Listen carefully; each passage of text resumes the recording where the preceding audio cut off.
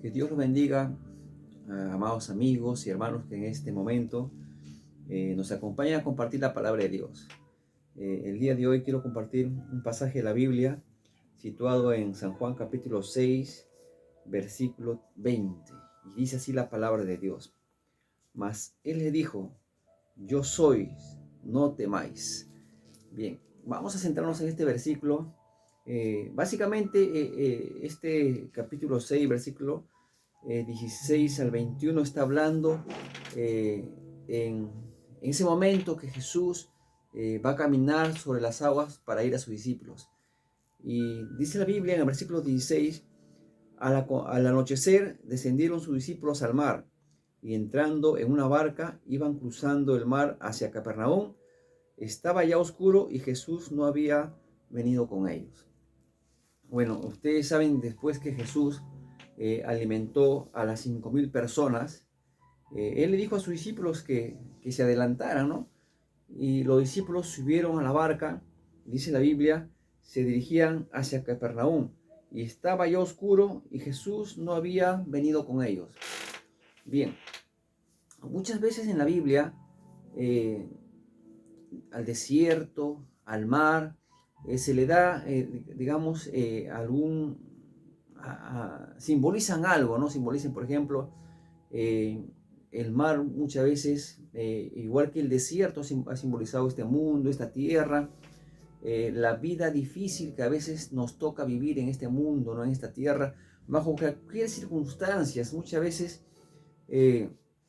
quizás la vida de pecado se ha comparado a Egipto, digamos, esa vida pecaminosa, ¿no?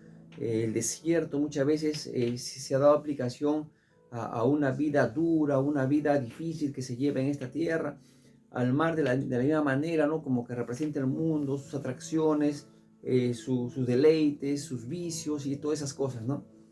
Bien, vamos a usar de estas figuras para también, digamos, sacar alguna lección para nuestras vidas en este momento. ¿Amén?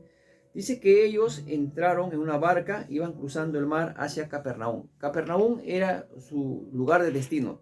Ellos tenían que llegar ahí, ya que esa era la orden de Jesús, que ellos se adelantaran y cruzaran hacia Capernaum.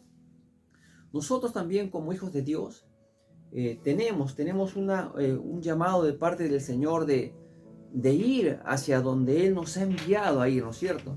Nosotros estamos direccionados hacia nuestra misión, estamos direccionados hacia el lugar donde nuestro buen Dios ha dispuesto para que tú y yo vayamos, ¿no es cierto? Nosotros sabemos que nuestra meta final, nuestro lugar final, digamos, el lugar donde todos anhelamos ir es al reino de los cielos, es el lugar que está siendo preparado por nuestro Señor Jesucristo. Bien, dice que ellos subieron a la barca y fueron, ¿no? Y estaban ellos, dice la Biblia, estaban ya en el mar y estaba ya oscuro y Jesús no había venido con ellos. El hecho de que Jesús no haya estado con ellos físicamente en la barca no quiere decir que el Señor no supiera lo que estaba pasando con ellos en la barca. Recuerden que el Señor Jesucristo también es Dios y Él es omnipresente, Él está en todas partes, es omnisciente, Él sabe todo lo que está pasando a nuestro alrededor. Así que nosotros, primeramente, tenemos que vivir confiados en el Señor, confiados en Él. Dice que ellos ya estaban en el medio del mar y todo estaba oscuro. Recuerden que entre los discípulos estaba Andrés, estaba Juan, estaba Pedro, estaba Jacobo, y ellos tenían, digamos, ya experiencia de estar de madrugadas, a oscuras, de noche en el mar, porque ellos eran pescadores y normalmente ellos pescaban toda la madrugada, toda la noche, ¿no? Como hacen referencia a algunos pasajes de la Biblia. Bien, dice que ya estaba todo oscuro y Jesús no estaba en la barca con ellos, hombres experimentados, hábiles, hombres ya con bastante recorrido y experiencia dentro del mar, estaban ahí guiando la barca, ¿no es cierto? Pero sucedió algo que, digamos, que no era tan común en estos pescadores ya bastante experimentados. Versículo 18, San Juan 6, 18 dice, y se levantó y se levantaba el mar con un gran viento que soplaba, o sea, una gran tempestad se levantó en el mar. No era un barco como el que nosotros conocemos, o barcos gigantes, industriales, no, era una barca una barca hecha de manera artesanal, ya que en ese tiempo no habían industrias, fábricas que podrían fabricar estos barcos, ponerle motor y hacerlos más livianas o más pesados. No había esa tecnología que hoy gozamos.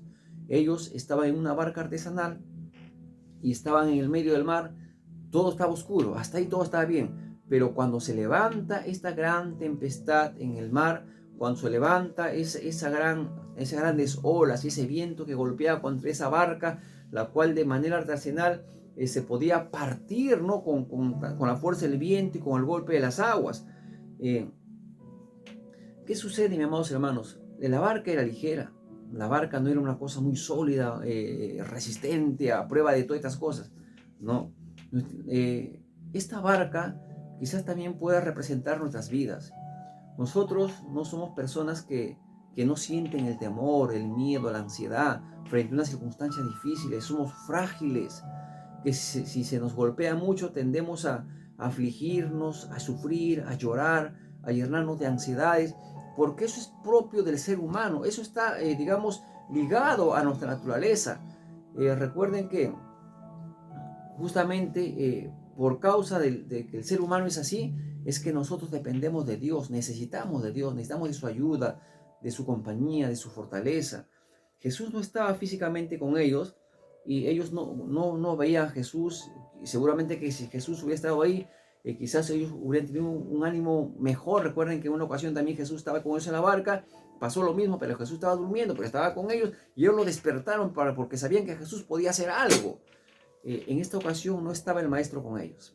Ellos estaban solos en la barca y se levantó esta gran tempestad y el viento soplaba con fuerza contra ellos y la barca se anegaba, la barca quería partirse, la barca quería voltearse, la barca quería hundirse y ahí estaban los pescadores haciendo su mejor intento. Ellos estaban haciendo lo que podían, dice la Biblia, cuando habían remado mucho, como 25 o 30 estadios. Ellos habían remado como 25 o 30 estadios. Quiere decir que ellos se habían esforzado para seguir remando, porque ellos tenían la experiencia, pero no, ya esto era muy grande para ellos. Nosotros estamos llamados a hacer lo que podemos, y lo que nosotros ya no podemos hacer, eso le corresponde a Dios. No intentes cambiar tu vida quizás por ti mismo. No intentes cambiar las cosas bajo tu propia dirección o tu propia sabiduría. Yo creo que hay cosas que las cuales ya escapan de nuestras manos y hasta que nosotros no entendamos ese principio, hasta que nosotros no entendamos esa verdad, vamos a seguir esforzándonos, frustrándonos, quizás no obteniendo lo que queremos. ¿Por qué? Porque hay cosas que ya escapan de nuestras manos. Por ejemplo, hay personas que ya están orando y están luchando por salvar su matrimonio, por salvar a su familia, por rescatar a sus hijos, por salir de una situación u otra. Déjame decirte que hay cosas que solamente ya quedan en las manos de Dios. Ustedes habrán escuchado esa frase: solo un milagro te puede sacar de esa situación. Sí, los milagros sí existen, y justamente nuestro Señor Jesucristo, Él como Dios, Él tiene todo el poder, toda la potestad de hacer todos los milagros que nosotros necesitamos. ¿Por qué? Porque Él es Dios. Y así enseña la palabra del Señor. Ellos habían remado, habían puesto de su parte y de su esfuerzo, y eso es bueno. Dios no va a hacer lo que tú tienes que hacer. Dios no va a hacer lo que a ti te corresponde hacer. Dios va a hacer su parte y tú vas a hacer la tuya. ¿Qué hacemos nosotros? Nosotros nos vamos a esforzar. Nosotros vamos a confiar. Vamos a poner otra esperanza a Él. Vamos a seguir orando, clamando, buscando la presencia de Dios. Y Dios va a hacer lo suyo. Amén. ¿Qué más dice las Escrituras?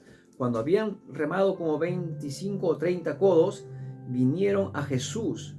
Vieron a Jesús que andaba sobre el mar y se acercaba a la barca y tuvieron miedo. Otra de las cosas que a nosotros nos sucede, así como a ellos, las olas y el viento golpeaban las barcas, ellos estaban remando y para empeorar la situación, entre comillas, vieron que algo venía sobre ellos. Y en otro pasaje de la Biblia, en Mateo y en Marcos también habla sobre esto. Dice que ellos gritan pensando que un fantasma venía hacia ellos. Y muchas veces eso sucede con nosotros. Confundimos la situación, confundimos las circunstancias, cuando a veces Dios permite ciertas circunstancias en nuestras vidas para tratar con nosotros. ellos no reconocían que Jesús venía en su ayuda, venía hacia ellos, igual que nosotros muchas veces no reconocemos que es Dios mismo quien está permitiendo ciertas circunstancias en nuestras vidas. ¿Para qué? Para pedir mayor santidad en nuestras vidas, para pedir mayor, compromiso, para que nuestra fe se fortalezca, nuestro amor crezca. ¿Qué áreas estará tratando Dios con nosotros?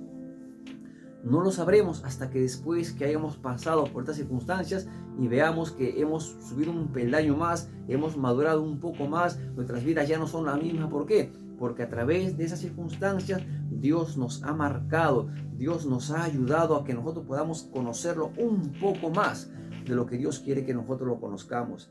Así que ellos no reconocieron a Jesús que venía hacia la barca, y nosotros también corremos ese riesgo de perder de vista lo que Dios quiere hacer con nosotros solamente por el temor, por centrarnos en el problema, por centrarnos en la adversidad, en la dificultad, por centrarnos en aquello que tenemos frente a los ojos y frente a nosotros, y no darnos cuenta que es Jesús quien nos está hablando a través de las circunstancias, es Jesús quien nos está enseñando a través de la vida, es el Señor que viene a nosotros a través de esas circunstancias para fortalecernos y ayudarnos. Dice en el versículo 19, cuando habían remado como 25 o 30 estadios, vieron a Jesús que andaba sobre el mar y se acercaba a la barca, y tuvieron miedo. Y eso muchas veces lo que produce, pues, los problemas, las aflicciones, las circunstancias difíciles, producen temor y miedo. Y ese temor y ese miedo justamente nos hacen perder de vista lo que Dios nos ha dicho a través de su preciosa palabra. Mas Él dijo: yo sois, no temas. Yo sois, no temáis. La Biblia dice que aunque nosotros fuéramos infieles, Dios permanece fiel. Aunque nosotros veamos que estamos claudicando en esta vida, estamos perdiendo la batalla, recuerda que no es tu batalla. Ahora esa batalla es de Dios. ¿Por qué? Porque tú le perteneces a Dios, y todo lo que tú hagas le compete a Dios. Todo lo que tú eres es de Dios, porque ahora nosotros le pertenecemos a Él. Así que Dios tiene cuidado de todo lo que tú hagas, de todo lo que te suceda. Cada detalle de tu vida cuenta para Dios. Así que Él, cuando nosotros veamos en una situación difícil, Él se va a acercar y con claridad te va a decir. Nuestros corazones y nuestros oídos, nuestros sentidos deben estar atentos a lo que Dios nos habla a través de las circunstancias. Y el Señor te va a decir: yo soy moviéndome en esta situación, yo soy quien te está enseñando, yo soy quien te estoy adiestrando, preparando para cosas más grandes. Y eso es lo que Dios quiere que nosotros veamos. Por eso que el libro de Santiago, capítulo 1, versículo 3, creo que es, dice: cuando ustedes se vean puestos en diversas pruebas, siéntanse gozosos. Siéntanse gozosos. ¿Por qué? Porque la prueba de vuestra fe produce paciencia.